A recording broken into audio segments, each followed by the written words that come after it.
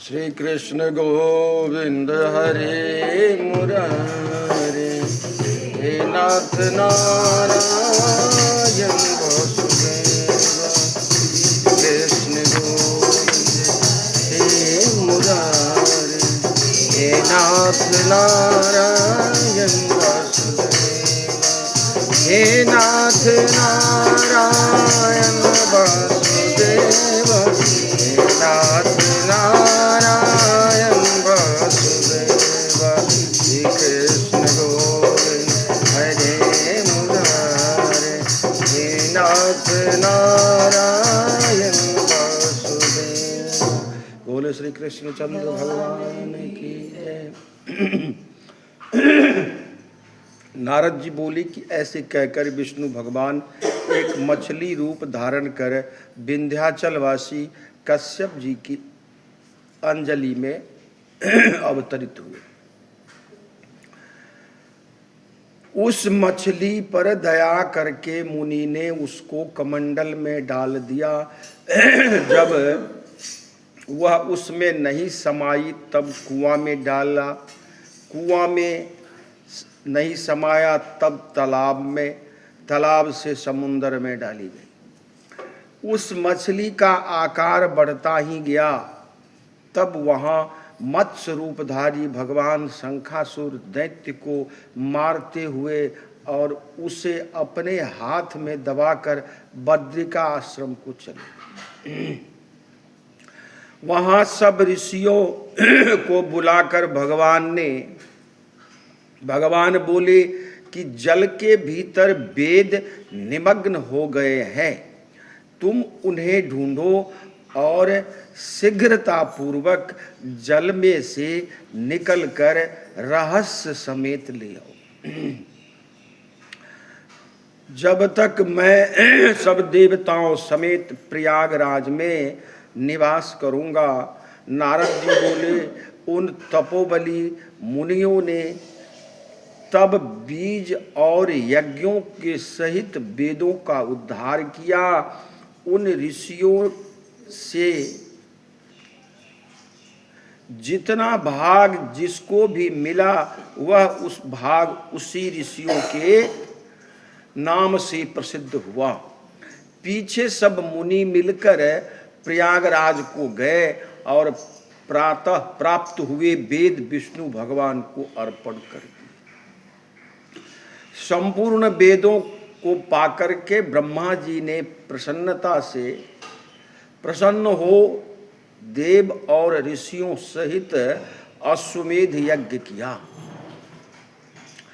यज्ञ के अंत में देवता गंधर्व पन्नग गुहक पृथ्वी पर दंडवत और प्रणाम करके बोले कि हे देवाधिदेव, हमारा निवेदन श्रवण करो।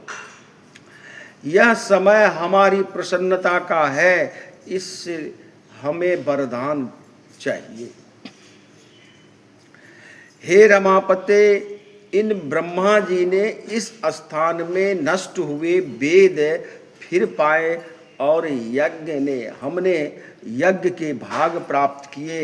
इसीलिए आपके प्रसाद से यह स्थान पृथ्वी में अत्यंत श्रेष्ठ और पुण्य देने वाला है। और यह महीना भी अज्ञान आदि को दूर कर अक्षय फल को करने वाला होवे। ऐसा वरदान हमको दीजिए। श्री विष्णु भगवान बोले कि देवताओं, जो बात तुमने कही है यही मुझे भी पसंद है, सो ऐसा ही होगा। यह ब्रह्मा क्षेत्र नाम से सबको सुलभ होगा। सूर्यवंशी राजा भागीरथ जी यहाँ गंगा जी को लावेंगे और इस जगह सूर्य की पुत्री यमुना जी के संगम ब्रह्मा आदि तुम सब देवता मेरे साथ निवास करो। यह तीर्थराज के नाम से प्रसिद्ध होगा। यहाँ किया हुआ दान, तप, व्रत, होम पूजा आदि कर्म अनंत फलदायक और मेरे पास पहुंचने वाला होगा। अन्य जन्मों के पाप कर्म भी इस पवित्र भूमि में सद आचरणों के साथ निवास करने से नष्ट होगा। यानी कानून के मुताबिक अगर आप कहीं भी तीर्थ में, मंदिर में, कहीं भी जाते हैं तो कानून के हिसाब से अगर जाते हैं तो उसका फल मिलता है, अन्यथा फल नहीं मिलता है। दवा खाने से बीमारी ठीक होता है, सबको पता है, बच्चे को भी पता है। लेकिन दवा अगर कोई डॉक्टर ना दे, प्रिस्क्राइब ना करे और उस डॉक्टर के हिसाब से दवा ना ले तो वो दवा प्राण भी ले सकता है।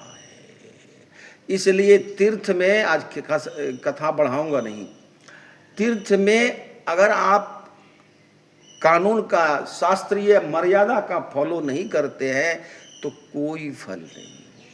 आप देखते हैं जिंदगी भर लोग भजन करते हैं, भागवत सुनते हैं, उसके जीवन में रत्ती भर भी कोई फर्क नहीं पड़ता। कारण क्या है? काले जो रंग होता है ना, उस पर दूसरा रंग नहीं चढ़ता। इसलिए जो मानसिक स्थिति है, जब तक नजरें बदली नजारे बदल गई, किश्ती का रुख बदला किनारे बदल गई, जब तक आपका हृदय पवित्र निर्मल मन जन सो मोहि पावा, मोहि कपट छल छिद्र न भावा, जब तक आपका सोच नहीं बदलेगा, विचार नहीं बदलेगा, एक ही चीज अगर आपके जीवन में, हमारे जीवन में, हमारे पास भी नहीं है, जो कथा करता हूं तो और भ्रष्ट होता है, तो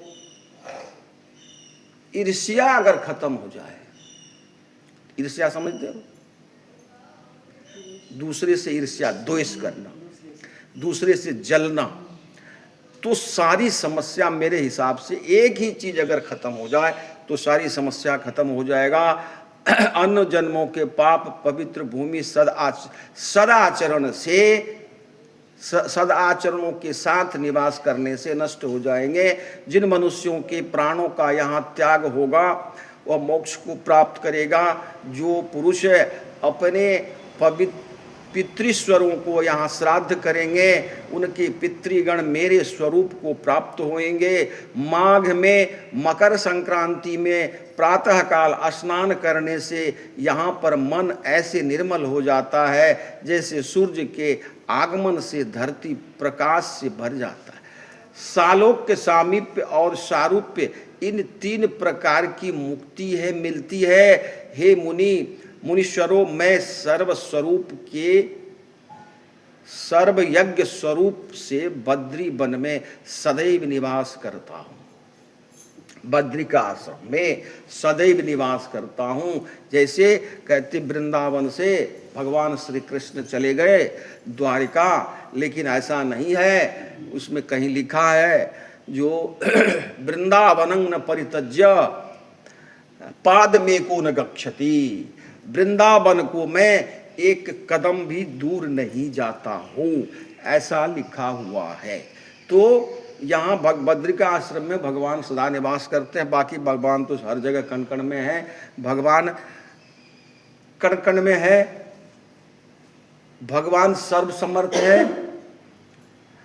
और भगवान सब कुछ जानते हैं। ये तीन फार्मूला जिसको याद रहेगा उसकी सदगति हो जाएगी।